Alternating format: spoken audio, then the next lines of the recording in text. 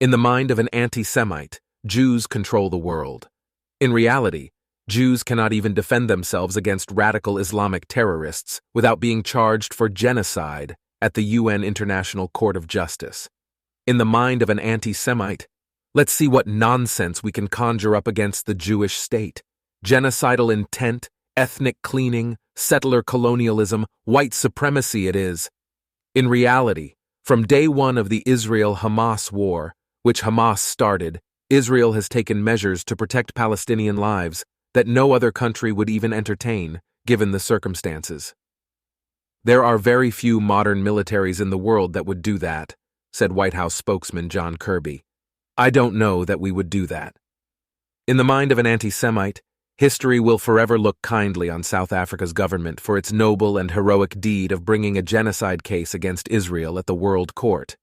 In reality, in South Africa, a person is assaulted every 2 minutes, a woman is raped every 12 minutes, and a person is murdered every 19 minutes. As a matter of fact, 5 of the 20 most dangerous cities across the world are in South Africa. But of course, South Africa's case against Israel is a handy deflection for their government's domestic failures, just as the Jews have regularly been a convenient excuse for society's ills throughout much of our history. In the mind of an anti-Semite, Israel desperately failed to prove South Africa's compelling case that was presented before the World Court.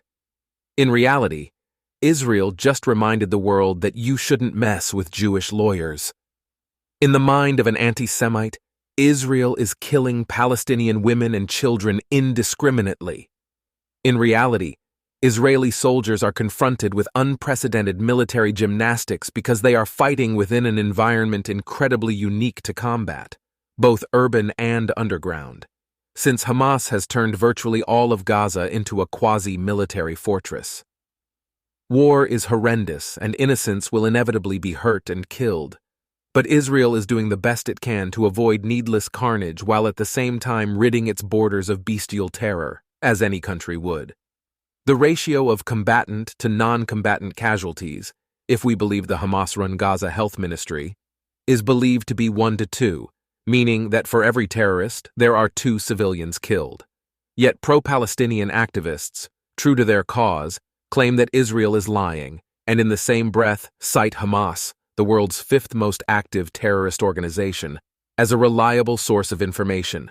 Brilliant. In the mind of an anti-Semite, Israel is killing journalists at an alarming rate. In reality, David Collier, an investigative journalist, researched on social media 100 of the journalists in Gaza. Almost all of them are tied up with Hamas or Palestinian Islamic Jihad. Almost all of them celebrate the murder of Jews, he said. In Hamas-run Gaza, the vast majority of journalists exist solely to be in the service of Hamas's genocidal, fascist, Islamic fundamentalist ideology. In the mind of an anti-Semite, Israel seeks to destroy the Palestinians. The reality, what Israel seeks is not to destroy a people, but to protect a people, its people, and to do so in accordance with international law, even as it faces an enemy hell-bent on leveraging a storm of lies, distortions, misinformation, and gaslighting against it.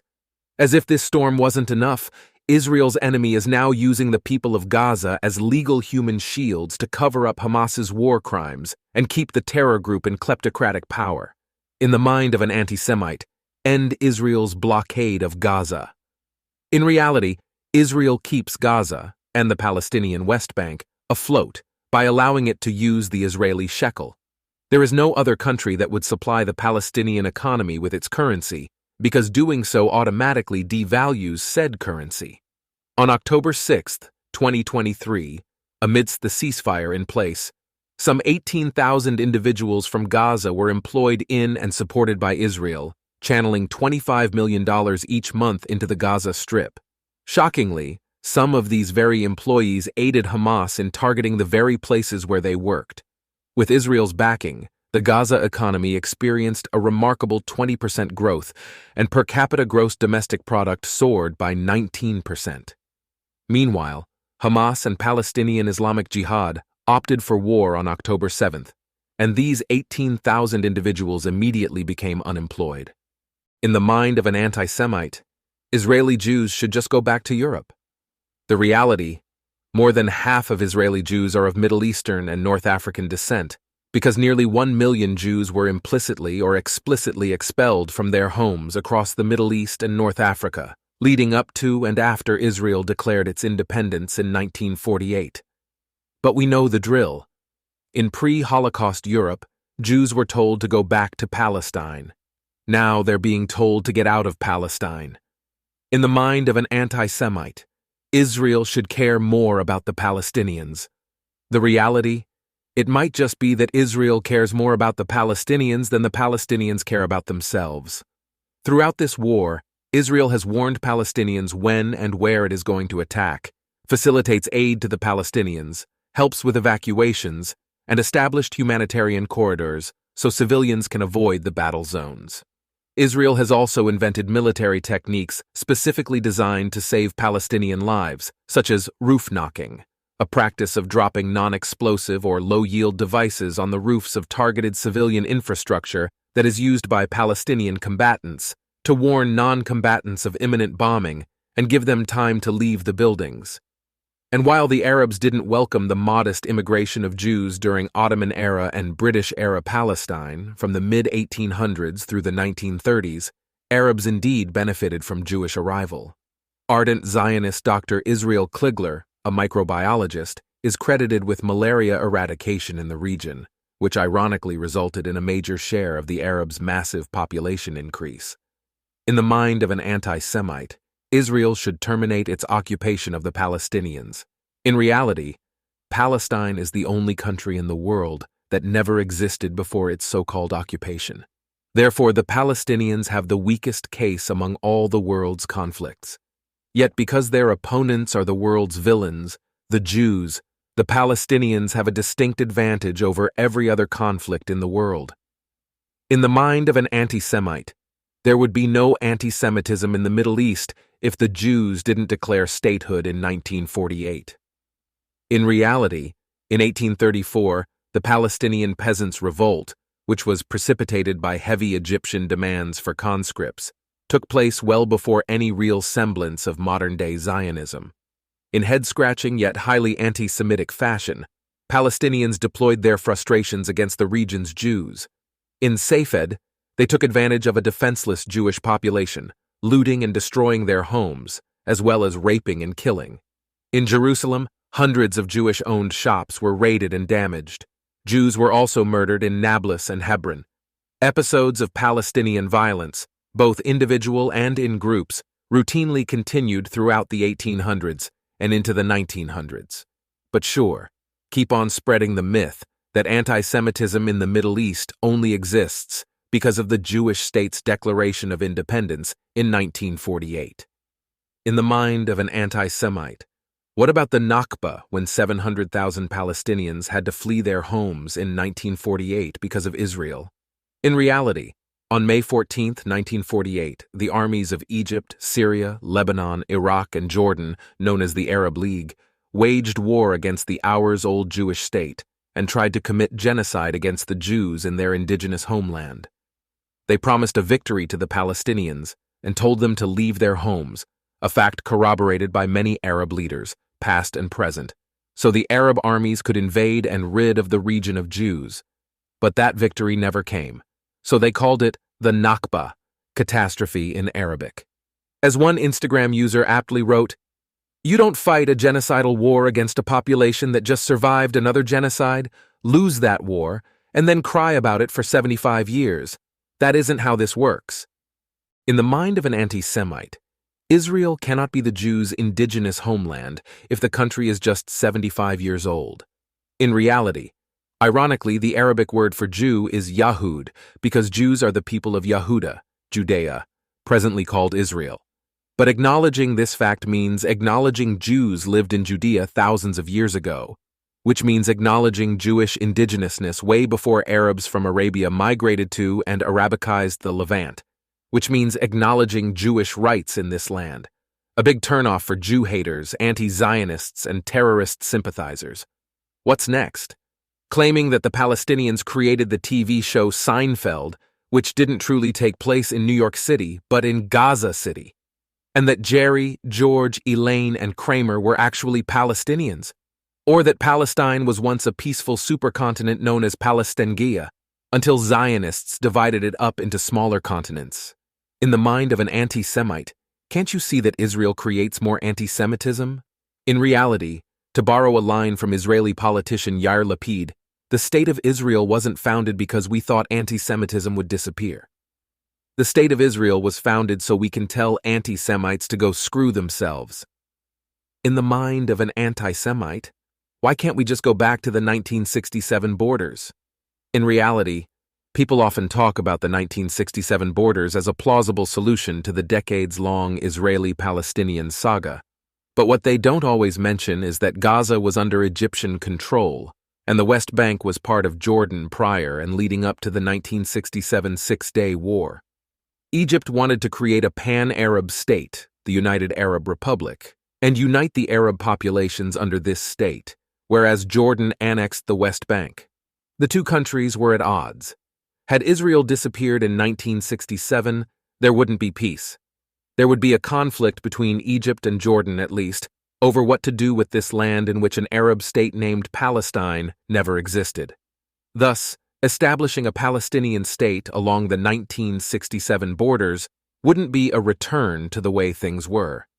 It would be the invention of a new regional problem, as if the Middle East and North Africa need another one. In the mind of an anti-Semite, Hamas doesn't hide among the Palestinian people in Gaza. Hamas is the Palestinian people in Gaza. In reality, a resident of Gaza recently shared that Hamas's people have trimmed their beards and are hiding among the civilian population in order to avoid assassinations by the IDF. In the meantime, they are stealing the aid.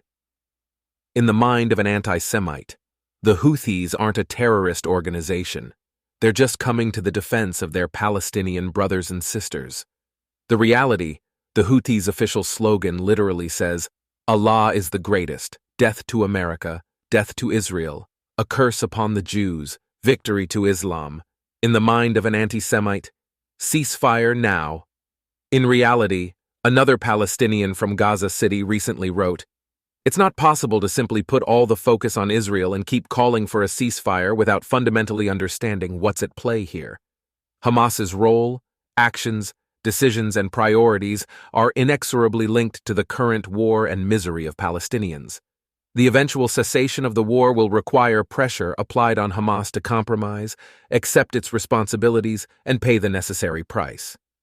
In the mind of an anti-Semite, we should just treat all cultures equally.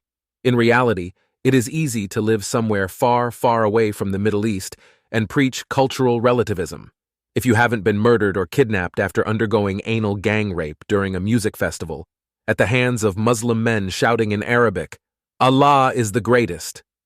In the mind of an anti-Semite, all this Islamophobia since October 7th is making me really uncomfortable. In reality, Islamophobia is the fear of Islam or Muslims, especially when seen as a geopolitical force or a source of terrorism.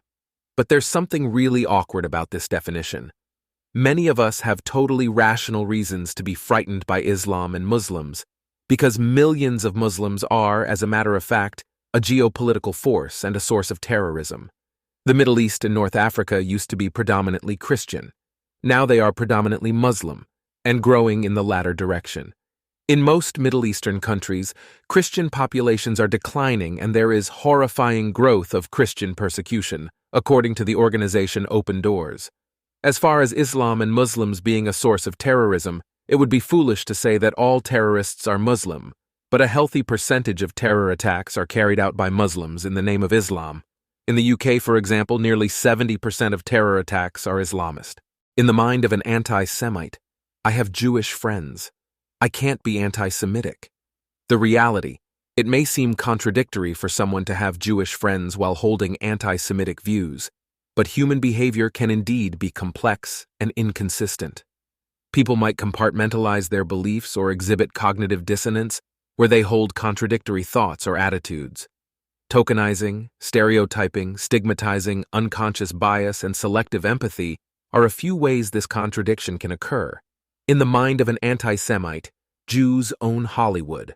The reality, so that's why we get so many great Jewish movies every year. In the mind of an anti-Semite, Jews should stop being so smart and clever. The reality, the Jews are the only minority group to which the words clever and smart are used as insults, and to which the skill of being good with money is meant to be derogatory. In the mind of an anti-Semite, Hamas is just helping the Palestinians liberate themselves from Israeli tyranny, oppression, occupation, and ethnic cleansing.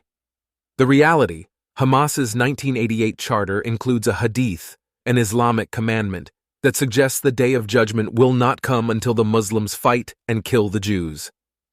Nothing in Israel's Declaration of Independence suggested any policy or doctrine against the Palestinians, Muslims, or Arabs. The Jews even agreed to share the modern-day Levant with the Palestinians based on the 1947 UN partition plan. I know it's hard to believe that, once upon a time, the UN did something remotely favorable for the Jews. One of the reasons Arab leaders rejected the UN partition plan was their own disbelief in the Palestinian people's right to self-determination. In fact, they were opposed to it. Arab leaders never recognized Palestinians as an ethnic group with self-determination rights, but rather as a part of the larger Arab goal to create Greater Syria, covering today's Syria, Lebanon, Jordan, Iraq, and Israel, a vision outlined in the McMahon-Hussein Correspondence of 1915 and 1916. When Israel declared statehood in 1948 based on the UN partition plan, the Palestinians and their Arab allies responded with multiple wars and incessant bouts of terrorism in the following decades, still to this day. Israel, like any country, has acted to defend itself and its people accordingly, in the mind of an anti-Semite. But I don't like that the Jews can defend themselves. The reality, well, reality's a bitch, isn't it?